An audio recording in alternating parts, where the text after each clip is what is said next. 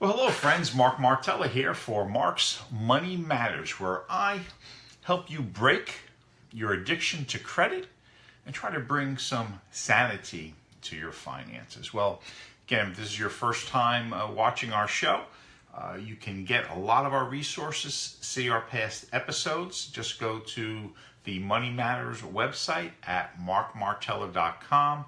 We have free resources, and again, we have all these past Facebook Live shows on all different topics, and also a new section called My 2-Minute Tip. So you don't have a lot of time, just go on there in 2 minutes, you get some great tip to help you, again, bring some sanity to your finances. Well, what I'd like to do is answer your questions. So if you have a question, just put it down in the comment section, and I'll try to get to it.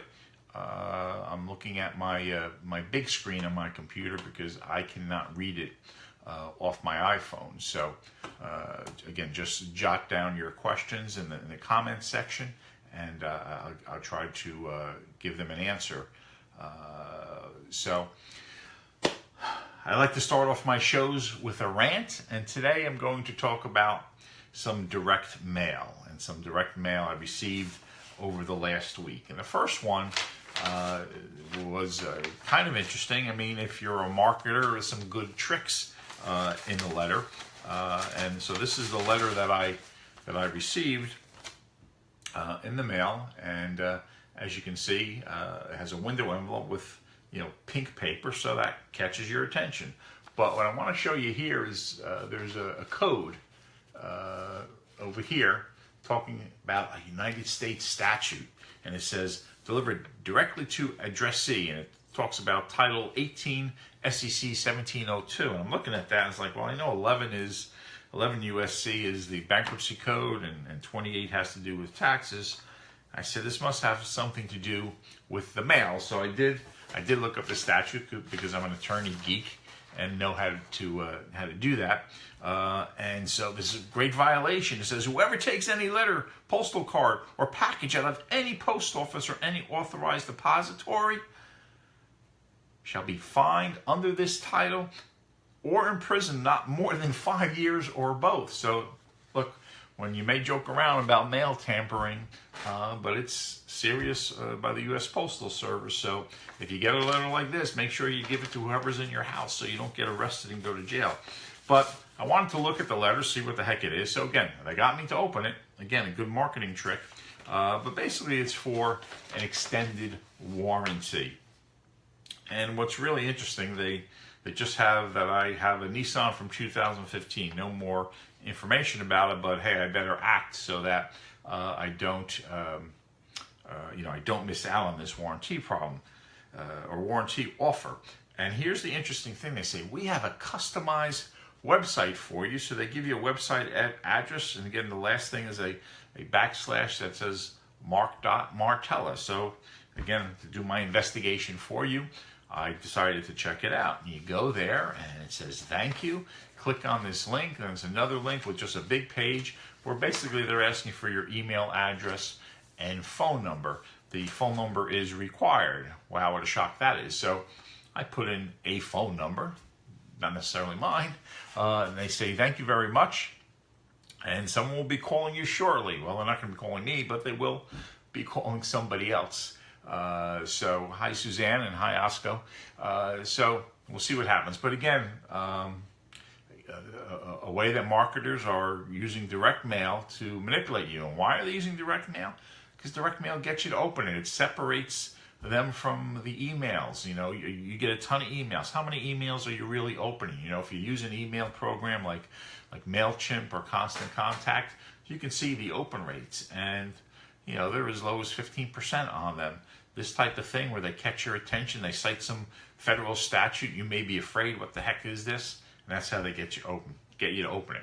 And there's another one that I'm sure a lot of you that are here in Southwest Florida, or maybe in the state of New York, got from a big car dealer, kind of a huge car dealer. You got this big thing, you open it up. I mean, it is amazing when you see the size of this thing. I mean, it's going to cover the whole screen. This is how big it is. But here's the interesting part of it. make all these great offers and cruises and stuff. But what I found so amazing is that the size of the fine print, and even in something this big, it's still fine print.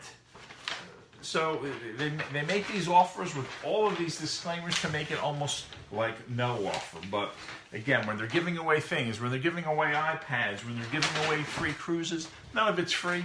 It's built into the price. And again, if you're buying cars, you're going shopping for them, remember the salesman is not your friend. If you want my 5 car buying tips, you can go back to my past episode. It was on February 23rd. Go to the Money Matters website at markmartella.com. February 23rd episode, the top 5 car buying negotiating tips, so you don't get taken advantage of next time you buy a car. Well, what I teased about, what I was going to talk about today was debt consolidation companies. And you see all these great commercials on TV about how they're going to help you get out of debt. Well, I'm sure they help some people, but in my experience, most of my clients who come to see me, after they've talked to a debt consolidation company, the only entity, the only party that's been helped has been the debt consolidation company and not my clients. So what I want to go over with you is how these things really work. And, there's 10 questions that you should ask. And all of these questions are in my book, Bankruptcy in Plain English. And if you'd like a free copy of that, you just go to my website and make the request there.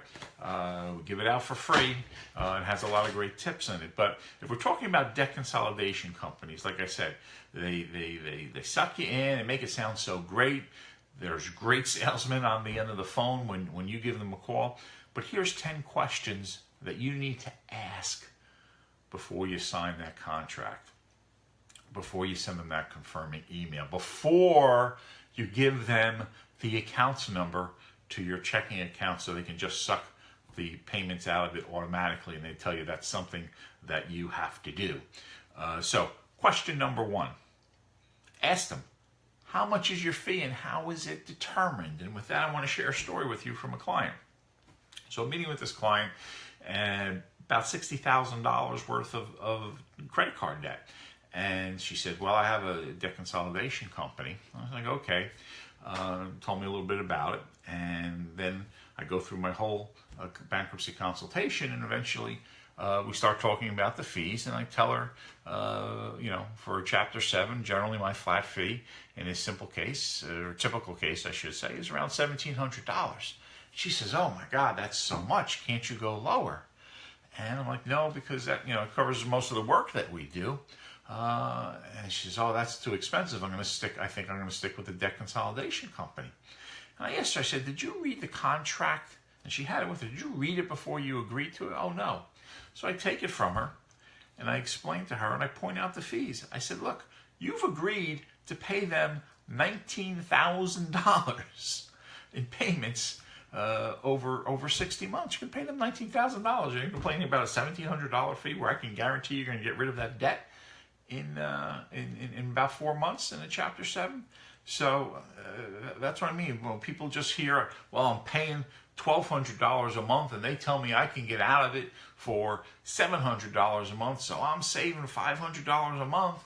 Well, yeah, when you put it that way, it sounds like a good deal, but not when you sit down and do the numbers. Not when you are paying them that much money.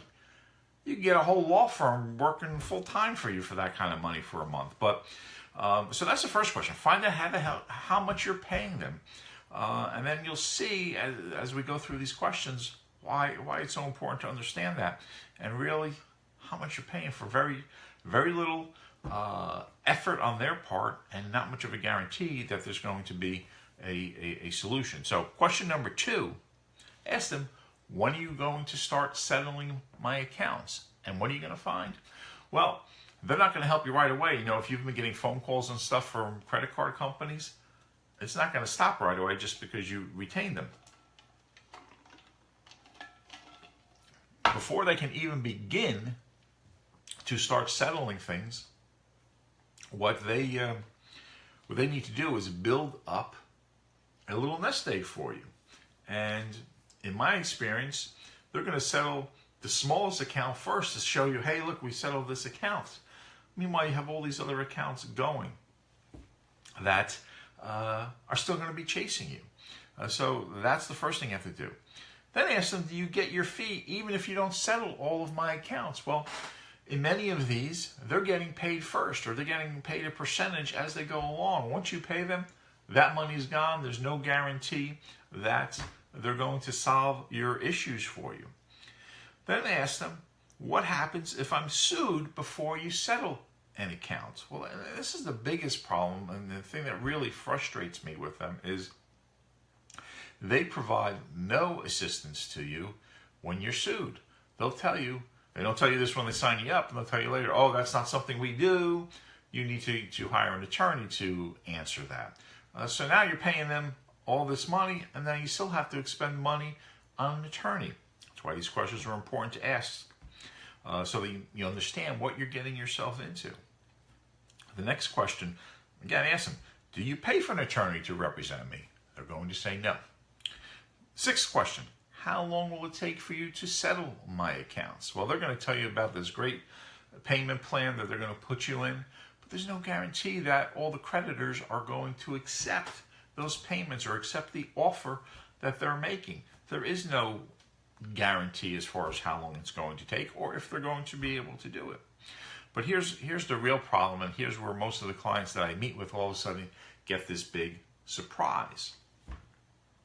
So you ask them, what will you do for me if a creditor enforces a wage execution? Well, a wage execution is after a creditor gets a judgment. And how would they get a judgment? Well, it's because the debt consolidation company isn't providing you any representation. So what happens is your employer is going to get a wage execution to take up to 25% of your take-home pay each week, unless you have an exemption that you can apply for. But again, you need to go to court for that. So that's the first surprise that a lot of clients get that come to see me. They say, I thought these were being taken care of. I thought, once I start, here's the misconception. Here's the biggest misconception people have. They think once they start making payments to this debt consolidation company, that all of a sudden everything's going to be okay, because that's what they tell them. But just because you started making payments, nothing changes. The creditors are still coming after you.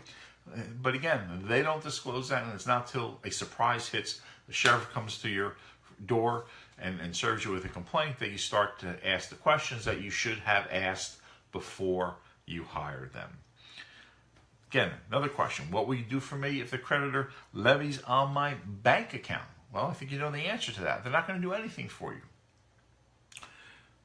Question 9, what will you do for me if a creditor attempts to repossess my car? Now, if you're not making your payments, at least you hopefully will be anticipating that maybe your car will be repossessed. But if somebody gets a judgment against you, they can enforce that against your vehicle as well. Some people think that, well, you have to have a vehicle. Obviously, they can't take your vehicle from you. Yeah, they can. You only get to exempt $1,000 worth of equity. Well, the good news is, generally a creditor, like a credit card company, doesn't want to levy against a vehicle, at least here in Florida, because it's expensive to do that type of stuff. Unless it's a paid off Mercedes that's worth $30,000, they may do that. But again, you're not going to get any help from the debt consolidation company. And then finally, question 10, will I get a refund of my payments if I change my mind and you haven't paid any of my creditors? Well, that's on a case-by-case basis, but normally in my experience, my clients get the answer no until I send a letter, and then they'll usually cough up some of the funds. But again, my point here is that it's not all what it's cracked up to be when you see these commercials. Ask these questions. Do they help some people? Yes. If you have a small amount of debt, 2 credit cards, maybe 3 credit cards with a manageable amount, they may be able to help you.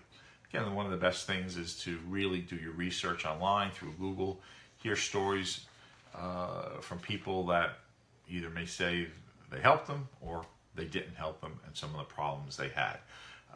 But again, it's just because I have so many experiences with clients who started out with them, wasted a lot of money, and then had to come and see me after they got nowhere. And again, they were just sucked in by great salesmen about how this actually works. So keep that in mind. Well, again, if you have questions, feel free to send me an email. Email is very easy to remember. It's just mark@markmartella.com. If you have a particular topic you'd like to have me talk about, I'd be happy to do that. Again, send your suggestions at mark@markmartella.com. Also, I have another show that I'm doing tomorrow at 12:30 called Law Lunch Live. Join me then if you have another specific question. Tomorrow, the topic is my top 10 tips for small business success. So if you have a small business, if you're thinking of opening up a business, join me tomorrow at 12:30. Again, right here on Facebook Live on my main page. Again, if you're looking for free resources, you want to see past videos, go to the Money Matters website at markmartella.com. You can go to the free resources page and find my budget planning tool. If you'd like to get a free copy of my book, Bankruptcy in Plain English, you can also request it there. Also, you can check out my law websites at at martellalaw.com and martellabankruptcy.com. And then finally, remember, you have the power to choose to live a debt-free, stress-free life. Have a great week.